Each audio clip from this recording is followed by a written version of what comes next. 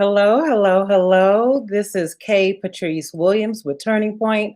I know every time I do a podcast, I'm talking about how excited I am, but I really am really excited because we are going to be talking about one of my favorite subjects. It is doing business with the government. It is our 3-part series.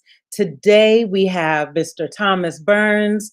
He is going to show us how to be connected, how to get connected. And let me bring him on. Well, Yeah, hello. we can't do that. You can't be. I can't be smaller than you, sir. Oh, well, that's your fault, not mine. Oh, we got. I am not in control. I'm just here waiting to do my thing with you, Mr. Patrice Williams. Yay! Well, there is probably people that's known me for a long time knows that we're connected. We have been friends for a long time, probably 10 years, huh? Yeah, at least that.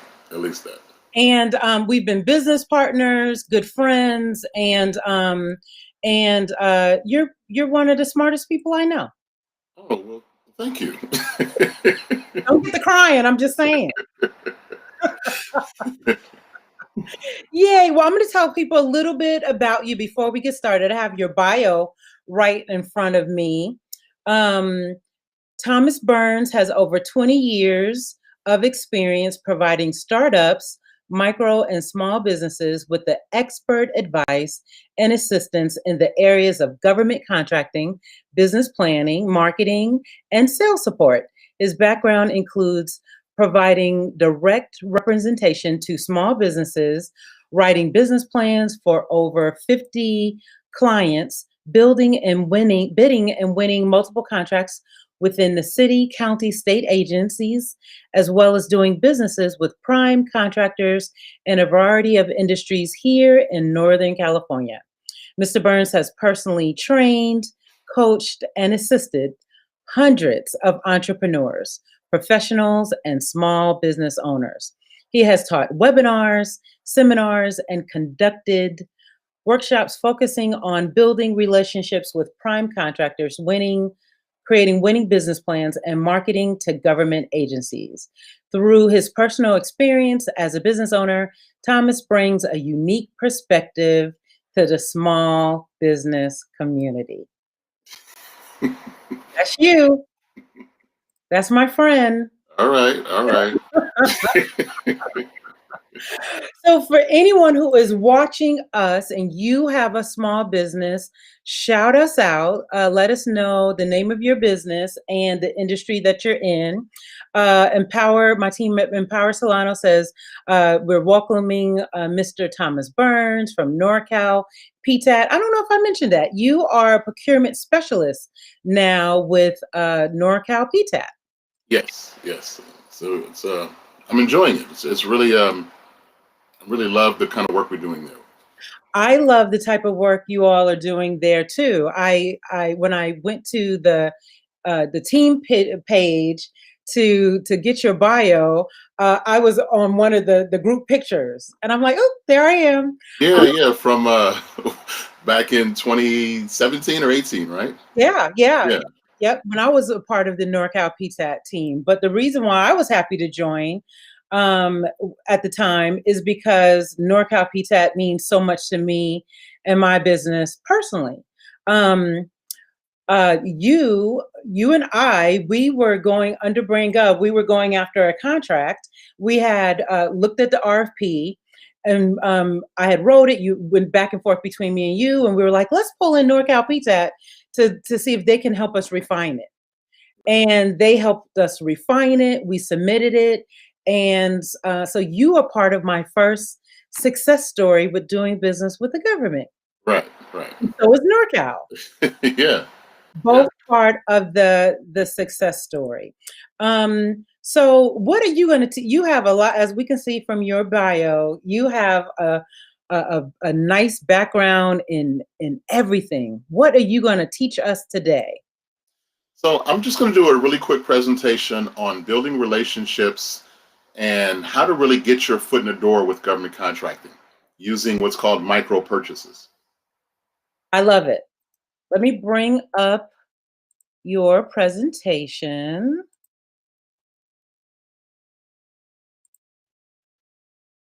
How's that? Can you see it okay? Yeah, yeah. Okay. That's the end of it though, but Well, well, that won't work, will it? no. Okay, hold on. Let me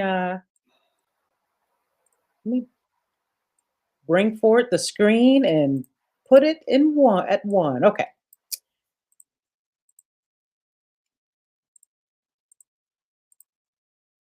There we go. There we go. Yeah, perfect. Wonderful. Do you want me to stay on the first screen? No, you can go to the next slide. We can just jump right in. Oh, okay. Let's do that. Okay. So this just goes over norcalptac's service area, essentially from the Oregon border down to the Bay Area. Next slide. So the agenda, I'm going to do a brief overview of the entire government landscaping in terms of contracting. Then I'm just going to focus directly on micro purchases in the open market and why this is really the best way to get your foot in the door. And then I'll be available for questions. Wonderful. Next slide. Okay, so opportunities and limitations when selling to government agencies. So what do we really mean when we say government agencies? Let's just start with the basics. So the federal government is by far the largest marketplace in the entire world. They spend over $600 billion a year on goods and services. Now this $600 billion is spread over 10 major departments, such as the Department of Defense, Department of Education, Department of Energy, so on and so on. Then within each of these major departments, you have anywhere from a dozen to 200 or 300 different smaller agencies under each of those departments. Now, in my research, there are thousands of firms, large and small, that they generate like 80 to 90% of their revenue just from doing business with the federal agencies. And they're very, very happy and very profitable. However, what a lot of people don't understand is you can also do business with all 50 states in the union. And while California is by far the largest state, they have a budget of $10 billion a year that they spend on goods and services. And out of that $10 billion, they make a commitment of doing $3 billion with small businesses. But you can also go after states like Texas, which has a large budget, New York, Seattle, Illinois. Those are just some of the largest states that have the biggest budgets for buying goods and services. Just because, like, I'm assuming everybody on the call is located here in California, but if not, the point is you can do business in any state you want. You don't have to be in that state. Then there are all of the cities and counties. Thomas, do they prioritize, like, for example, if I was going to go after a contract in New York, would they prefer to do business with a New York business and am I wasting my time? So like California, they do offer what they call a preference for either a small business or a local established business. But no, they do not bar anybody from doing business from out of state. Again, it's based on lowest bid or best bid. Oh, so yeah. Lowest bid or best bid. What does best bid mean? Well, best bid basically means you offer so many. You add so many different services or additions to your bid that they give you so many more points when they decide who to award the bid to. Okay. So a lot of RFPs, or when they're looking to buy something, it could be based on a factor of your experience, your expertise, what you bring to the table, exactly how well you do it, and then the price. So there's a lot of different factors that go into consideration when contracting officers are hiring, when we're looking at RFPs. Now, when they're looking at micro purchases, which is a whole different arena of purchasing, I think that's where those companies that are new to going after government contracts, that's what this is really about, and that's how they have a better opportunity to really get their foot in the door. Okay. And with those, yes, you can go after micro purchases beyond where you're located. Got it. Okay. Yeah. So in terms of cities and counties, the same applies. Of course, there's 58 counties in California. There's untold cities that have fairly large budgets in California, but you can also look at Oregon and Seattle and Nevada and Texas again for opportunities. And then you have what I call the quasi-governments. These would be your public hospitals, your public school districts, your public transportation agencies or departments, and your public utilities.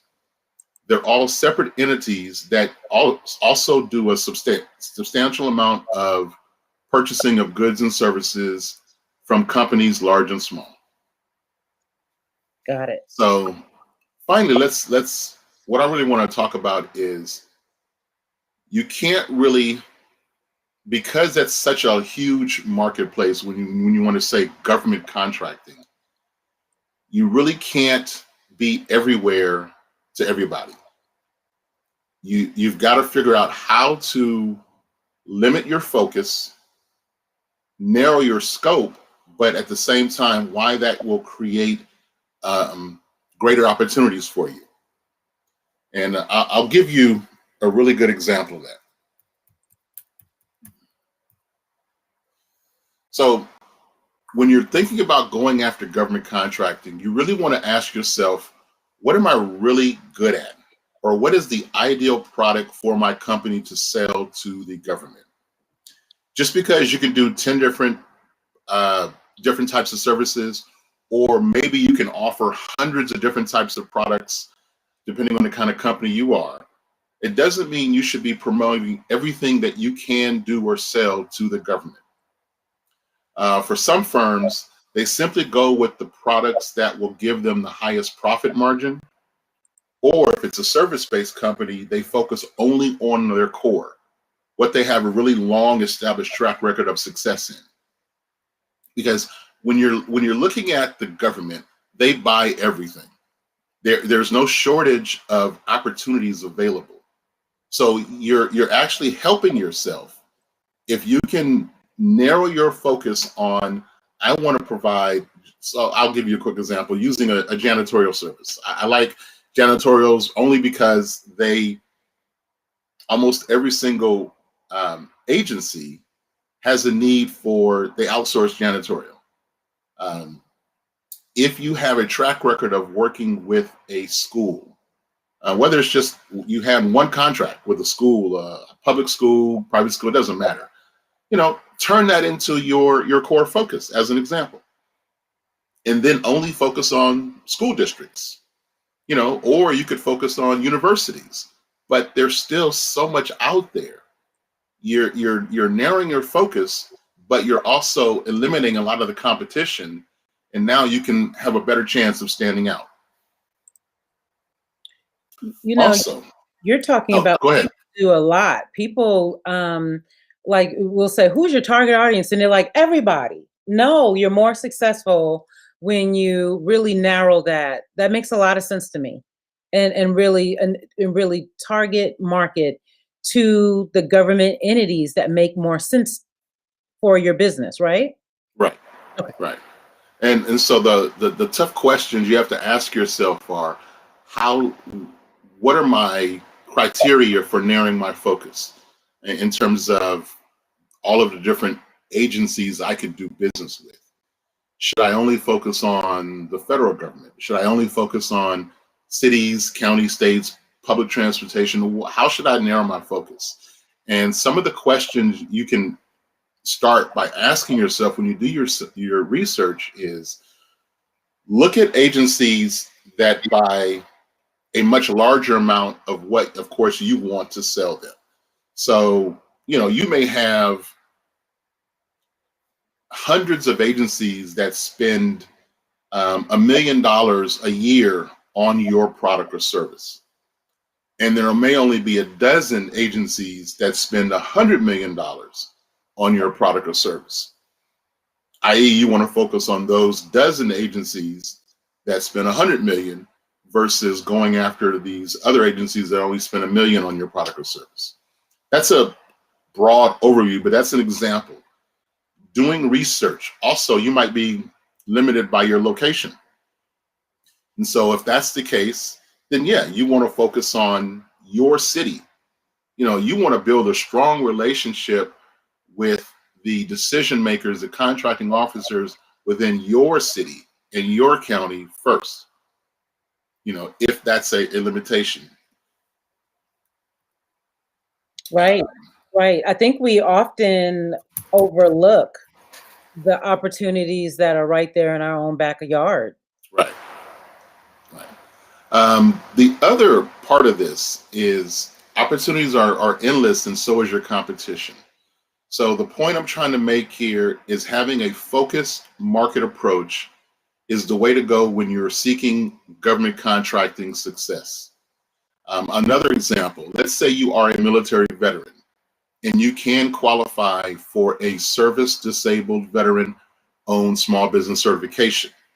Now that is specifically a federal certification. It's called the SDVOSB, Service-Disabled Veteran-Owned Small Business Certification. Then you want to focus your research going after Department of Veterans Affairs, Department of Defense, and state agencies who offer set-asides for veterans, because you want to utilize your certification every single chance you can. Another one is if you have, I talked about the past experience in what your core is. I'll use Patrice Williams as another example. Their focus is outreach and marketing. So of course, they're going to focus on those agencies, whether they are local, city and county, or state, or even federal government, but locally, things that happen within the state of California where they need outreach services for the community. And by doing research to figure out who buys what I am offering my core, that's how you limit your focus. Got it. Any questions before I get into the micro purchase open market? Well, I want to hear about the micro purchase open market ASAP, but let me see who we have any comments at all. I think people are just listening. We have Lisa. She's like, that's great information. People don't know that you could do business in all 50 states. And also, our team from Empower Solano says, what am I good at? Think about surrounding your business. What is your business good at? Limit the focus, narrow the scope. Yeah. Because of COVID-19, more and more companies who never even considered doing business with government, I'll just, you use that blank term government, because they were successful in the private marketplace. But because of COVID and the things that have happened, more and more companies are turning to government in terms of going after contracting opportunities. So competition is exploding. It really is. And, for those firms that are looking to enter this market space at the same time, it's going to be a challenge if you're only focused on RFPs. Those are the larger contract opportunities, anywhere from, let's say 200,000 and up. I mean, of course, they have RFPs for smaller amounts, but I'm going to discuss how you can actually shape it so that they don't go out to RFP and they can just choose a few firms and make a decision. But the essential point I want to make is it's a huge marketplace. Understand that, yes, you can do business with a city. If you're located here in California, you can do business with the city of Dallas, Tampa Bay, Miami, Tennessee, and at the same time, you can do business with the state of Nebraska, the state of Illinois. If you've got a great product or service and you can be competitive and you can build relationships with the right decision makers, they will purchase from you. Yes. It's that relationship building. It really is. Let's go into the micro purchase open market. Next slide. Next slide. Okay. Okay. So they're just what they sound like. They're very small purchases from government agencies that require very little paperwork, and they almost always fall under the radar. They don't put these out to bid. You're not going to receive an email or a solicitation saying, hey, we need $5,000 worth of XYZ.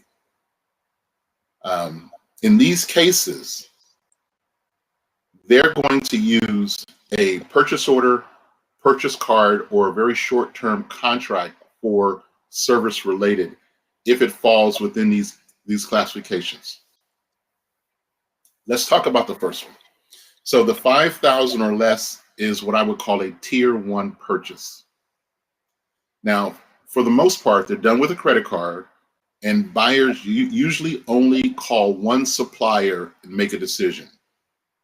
So the main takeaway here is, who has this power in government? And the answer is anyone with a government credit card. So in this case, it's not just a contracting officer who can make a purchase through their agency. It could be an admin officer. It could be a manager. Anyone who has the ability to buy small goods and purchases quickly. A quick example could be an admin assistant who might be asked to buy something for the office that costs less than $1,000. Because of the rules of that agency, and because it's under that 5,000 limit, they don't have to go through the Department of General Services or create some kind of paperwork to put out a bid. They can simply go online, tell that business, or here's the better, what I want to say it this way. They already have a list of companies that they want to do business with. They already have a capability statement or some kind of information on your firm in their database. So they simply contact you via phone or email, tell you what they need, and if you can supply that, then they'll buy it right on the spot with a credit card. Okay. Now, with those situations, it's whoever answers the phone first. A lot of times, I've talked with contracting officers, and one of their biggest pet peeves to say is when they need something quick and they send out an email or a phone call for a purchase they want to make either today or tomorrow, they may have to email or call 10, 12 firms before somebody actually answers the phone and gives them a bid so they can purchase. When you're looking at government contracting for micro purchases, especially these tier 1s, it really does pay to be responsive as quickly as possible. Any suggestions or questions, Patrice? No, I'm thinking about how many people business owners are in databases with old email addresses, old phone numbers or phone numbers that go into voicemails that they only check once or twice a month or once or twice a week. Those are missed opportunities. I mean, that's a lot of businesses to call and not get an answer to. Did you say 12, 13? I've talked with contracting officers that said, yeah, they get frustrated when they need to buy something quickly and they can't. So what they will do is they will just do something on Amazon or Walmart.com or Costco. I mean, yeah. And those, like I said, these are, they happen all the time. They happen all the time, spread over all of these different agencies. And those small businesses that end up building some kind of relationship, meaning that the decision makers know they exist and they have a confidence level in them based on their appearance, meaning your website looks really good. It's very informative. The emails you send are neat, professional, and really speak to what they want to buy. So you keep it focused. Those things let the contracting officer know this firm is a professional firm. And when I have a need, yeah, I'll give them a try. So those are all important aspects. Do they keep some type of, do they keep like a file of capability statements, do you think? Or when they get emails to, they're just kind of, kind of Excel spreadsheet, a kind of a database of these are the organizations, this is the products, services they have, or is it a mix, do you think? I think it's definitely a mix. I'm not going to say all contracting officers manage their information one way, but they definitely want to keep track of those capability statements or those businesses that either they have done business with and they want to do business with them again, or they see the information is relevant, is viable, it pertains to what they needs, and so they will keep it for when they need that service. And we just mentioned capability statement a few times, and I know that was brought up earlier this week by some of the PTAT procurement specialists. Can I? And you sent me a sample capability statement. Do you mind if I post it right now? Or you want me to wait? Well, I was gonna if we can wait. Let me talk about the 10,000 or less, the 25, and the 249,000. Okay. Then we can jump right into that. Got it. Okay. So let's talk about tier 2.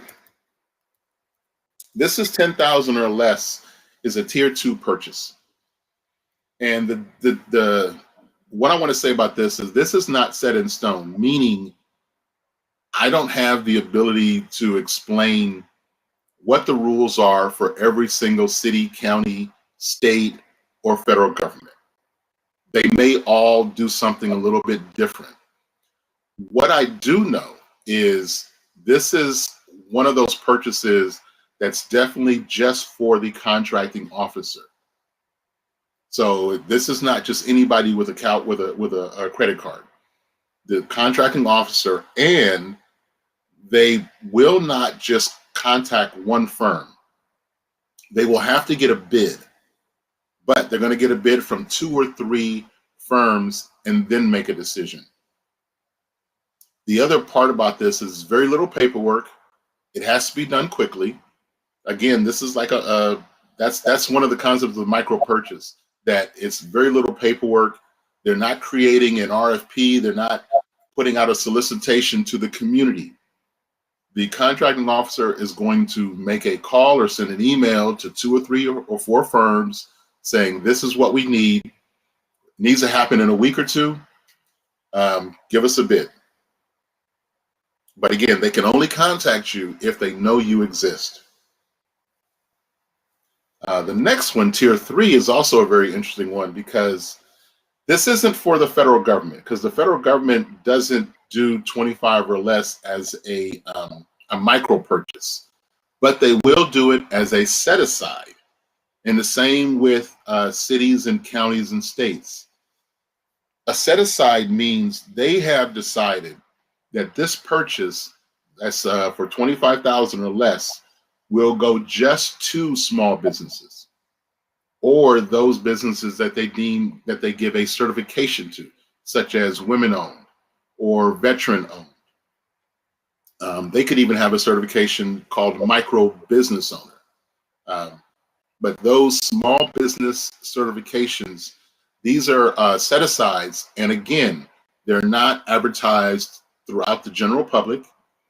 They may choose a few firms or send this solicitation just to micro businesses and small businesses or those certified businesses.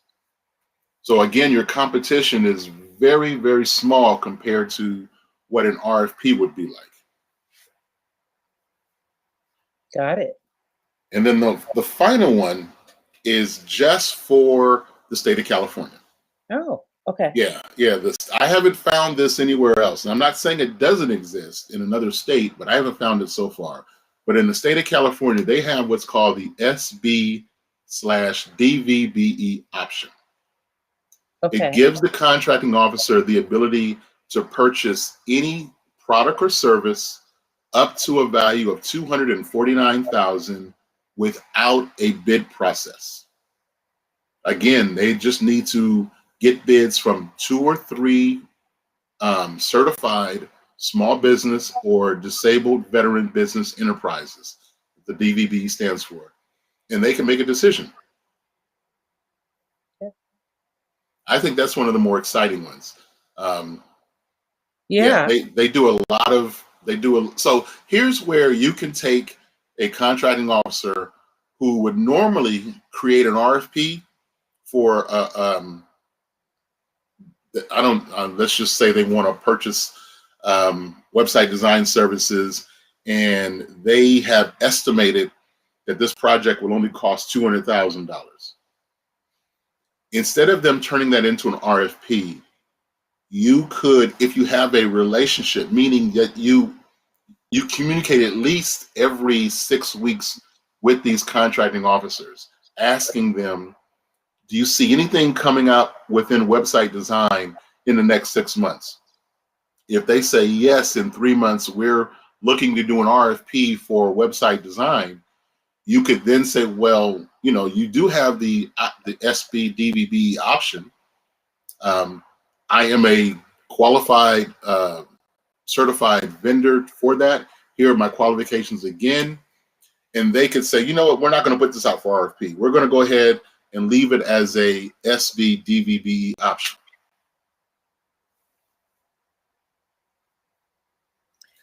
You do have the ability to influence their decision making on how to buy something, at least with the state of California you do. No, this is a great option because for any of us that have gone after RFPs, and you are one of many that applied, to reduce that competition from this to this narrow amount, it just makes your chances better. Much greater, especially for, like, look at it this way. Yes, if you win a micro purchase of, let's say, 5,000, but you're building relationships with multiple contracting officers or decision makers throughout maybe 10 or 15 different agencies, there is that chance that every month you're getting a micro purchase. Right. So it can be very profitable, but they also lead to bigger awards. Okay. That's the other main takeaway. They lead to bigger awards. That sounds good. So yeah, let's look at the capabilities statement. Okay. So for the audience, I have just posted a sample capability statement. And did you want me to? If you can, yeah, if you can pull it up. Okay. Mhm.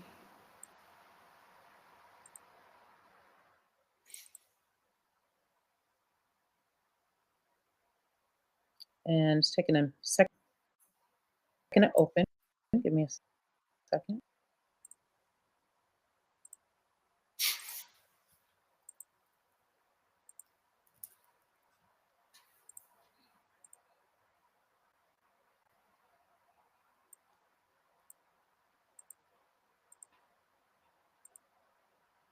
And let me just make it a little bigger.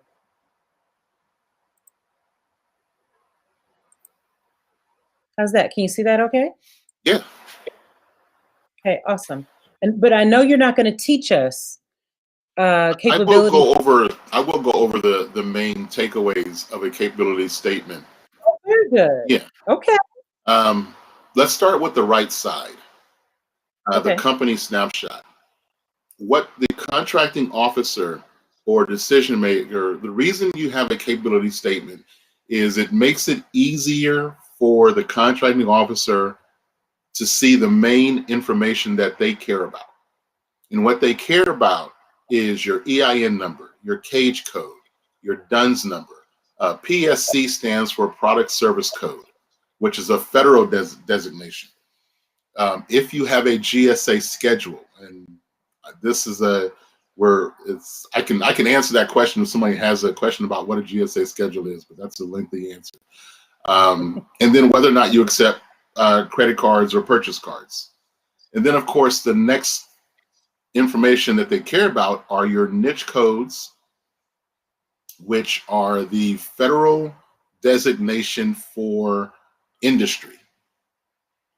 And there are thousands of niche codes, and each contracting officer is responsible for a set niche code.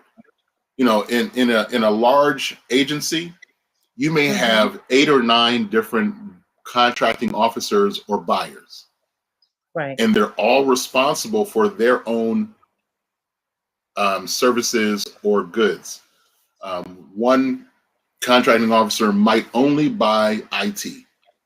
Another contracting officer might only buy services related to construction or maintenance. You know, so it's very specific. Right. Which is great because it makes it easier for us as the firms that want to do business with the agencies. We just got to figure out who they are. Once you figure out who they are, then you're more than halfway there. Now on the left side of your capability statement is where you really want to deliver your core competencies. The part if you could scroll to the top again.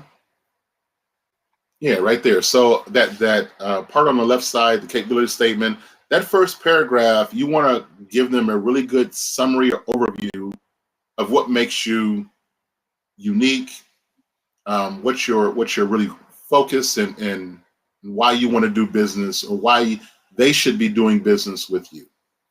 Mm-hmm. And then, of course, you give your what's your core competencies.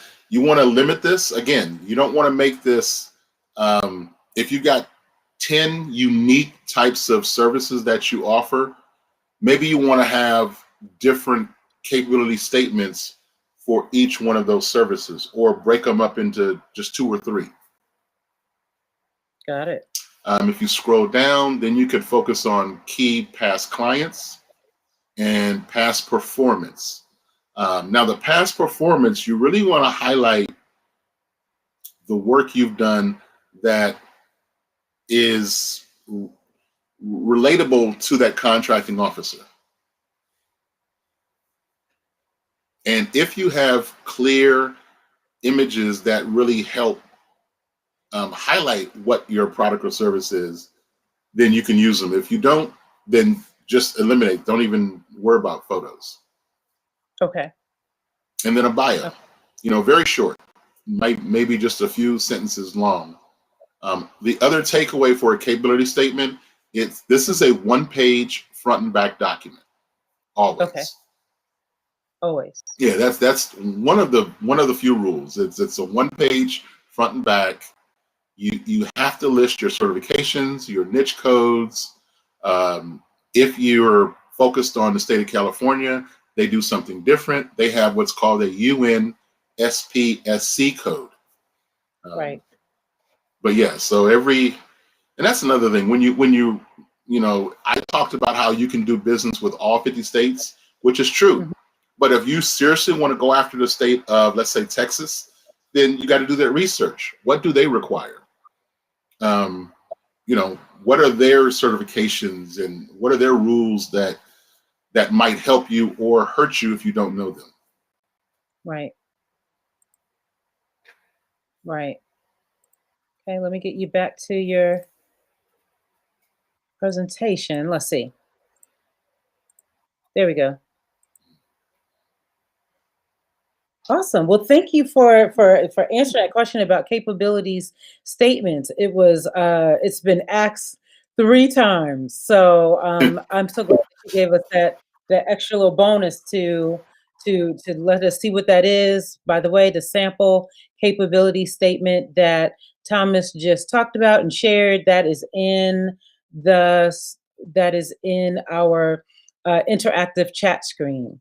So It's a I Word think document that could be customized to fit your needs. nice, very nice, very nice.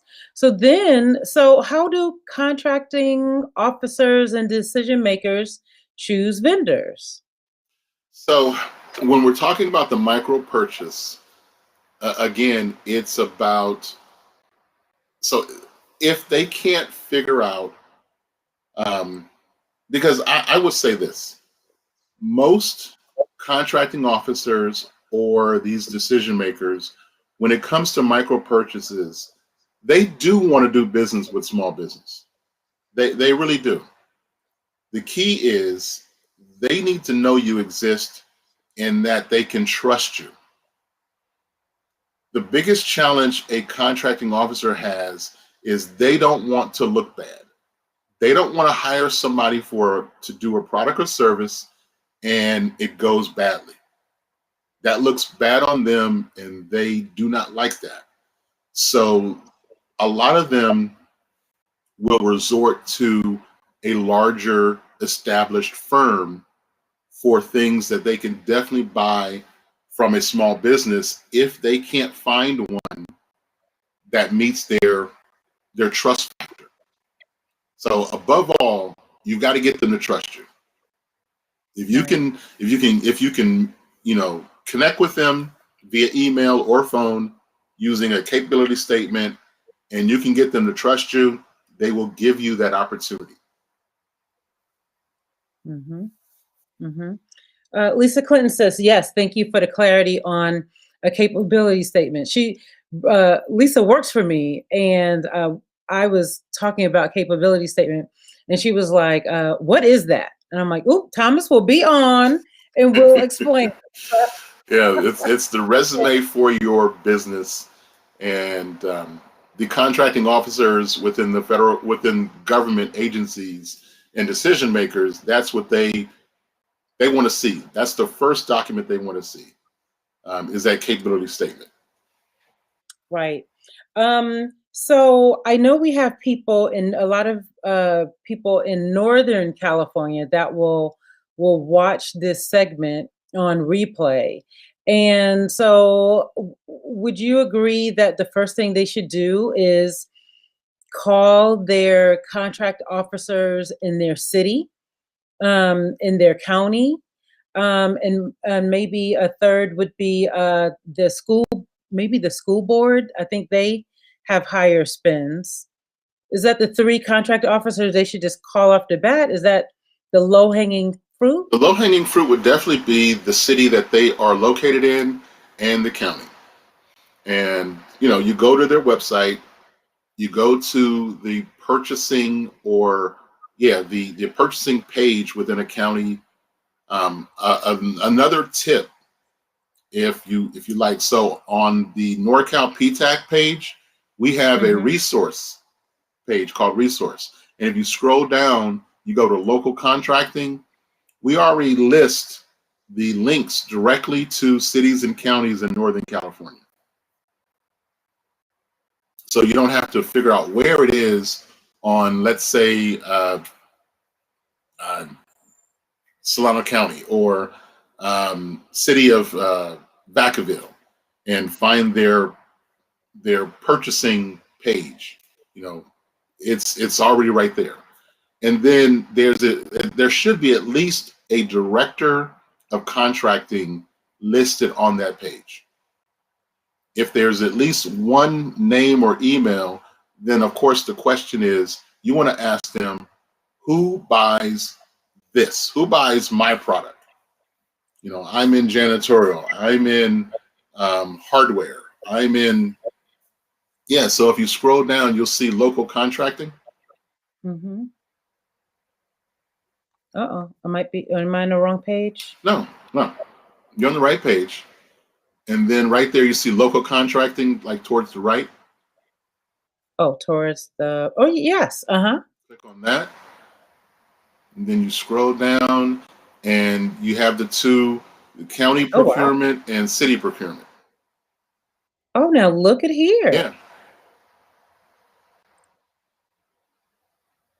And here are a lot of cities to city procurement. Well, now this is a great resource. Yeah. Now, one of the other, and it's not an issue, it's just part of doing business with the government. But you're going to have to become a vendor for any city you want to do business with, any county you want to do business with, the state of California, any federal agency, and any large prime, like a Fortune 500 or Fortune 1000 firm. You've got to become a vendor. You've got to go through their website portal and sign up. Sometimes that may take you 15, 20 minutes because it's very easy. Others, they may require paperwork, information, and it might take you a little longer. But those are the requirements. You will have to become a vendor before they're going to do business with you, even for a micro purchase. You want to become a vendor. Okay, awesome. So we have that link. We also have the link directly to this. Let me bring it back to the screen.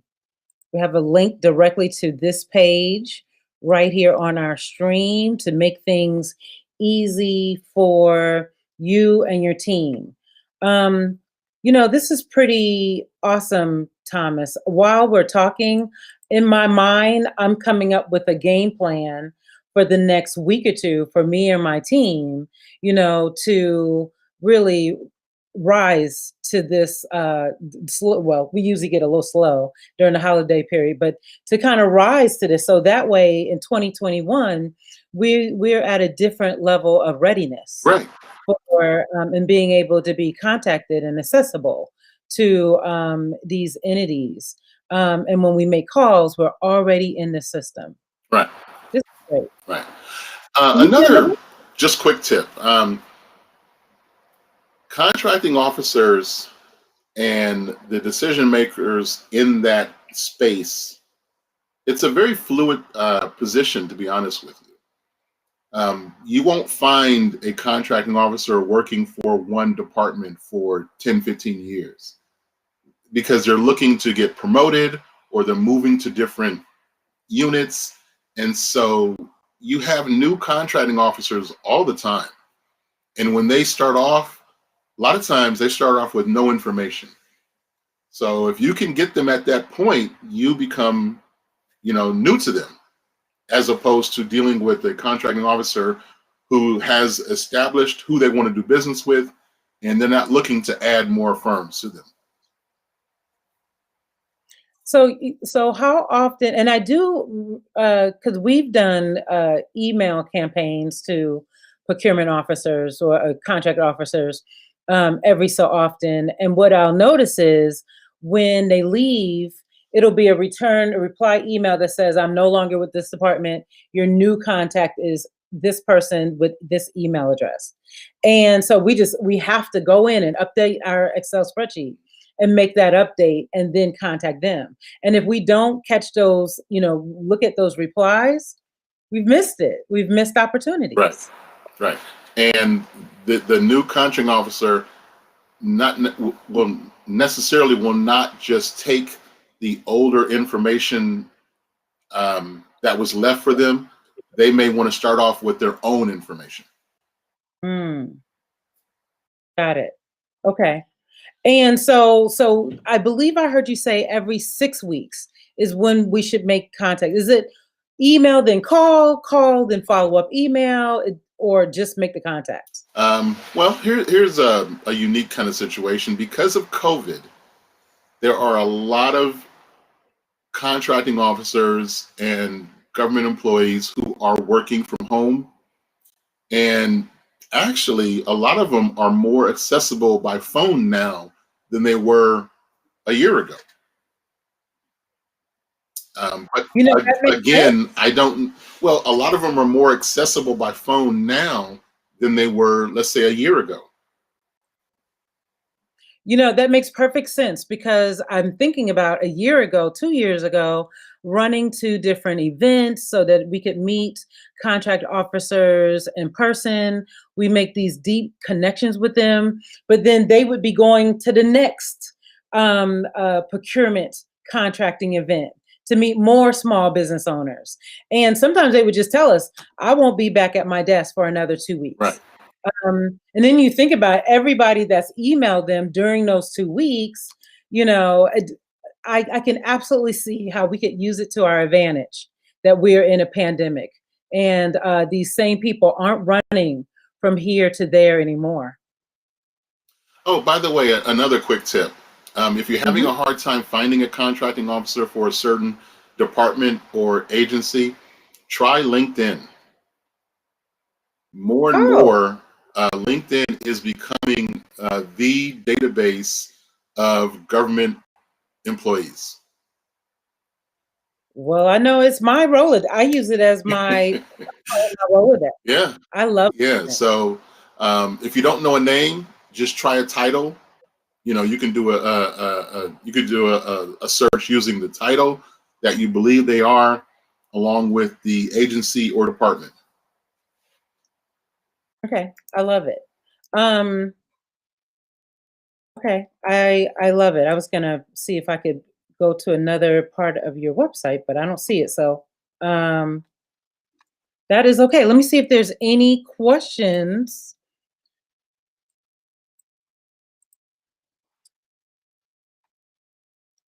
People are kind of quiet today, Thomas. I think they're either going to catch it on a replay or they're just taking it all in. I don't know if we've just kind of wowed them. Okay. So that could be some of what's going on, but this is amazing information. I know for me, I'm resisting the urge to just like stop and start writing things down. No, I don't have to write anything down. A, because I'm the host, and B, because we can all just replay this. We could all just come back and take it piece by piece. I don't know if you know, Thomas, but this series is going to be on podcast in the next 2 weeks. Okay. So people can pull up their Alexa and pull up these podcasts and listen to the whole series. Stop them, start them. It's going to be really, really excited. Yeah, Lisa says she thinks you're wowing people and they're just taking it all in. It's a lot of great quality information. It is. Okay, well, great. I'm really glad. I hope people really take it to, utilize it. The micro purchasing marketplace is huge, and it's just one of those kind of things that not enough small businesses are putting their energy into. Yes, I agree. Okay, we're going to give people one more second to ask another question, and if they don't have one, I'm going to do a PSA on another free resource outside of NorCal. And but by the way, NorCal is an amazing resource. A lot of the things that Thomas talked about as far as market research, and help with the capability statement. All of that is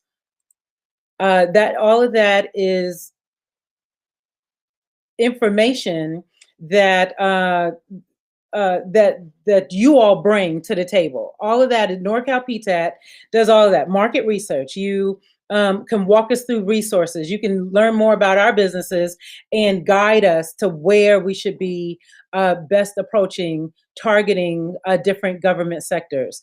And can people, I know people have asked previously, can people ask specifically for you, Thomas?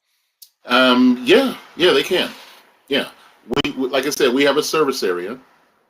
So as long as businesses are located within those service areas, norcalptac can work with them, because we do have other PTACs, one for the Central Valley, which I believe is Sacramento south to like Bakersfield, and another one just for Southern California. Awesome. Well, thank you. And because we're friends, I get to just chat with you later. Anytime I can help, Patrice, no problem. Thank you very much for inviting me. You are welcome. Okay, I'm gonna put you in the green room. Okay. And I'm gonna close out the show. All right. All right. You have a great day. You too. Well, hello. I told you he was going to be awesome. All of these excellent resources that Thomas Burns from NorCal brought to us. I wanted to do a quick PSA for another great series that is happening right now. Let me bring that up on my screen. It is BWAPA Level Up Your Business. It's a 4-part series. There are upcoming workshops coming up, and let's see if it'll scroll for us. Yes, business visioning, exploring an executive coach. Those 2 have already happened this week, but upcoming is mastering your sales presentation. I know Eileen Pippins, she is phenomenal, and managing your finances. Tammy Willis is pretty awesome, and I know these other ladies are too. So this is a free resource. Level up your skill, level up your business. It is free, and I have just posted the link. Register now. Register now. So with that, we have wrapped up this week's show. Thank you again, Thomas. And we will see you next week. Again, this is K Patrice Williams, and I'm pleased to bring you Turning Point, my podcast, the podcast of K Patrice Williams. Take care.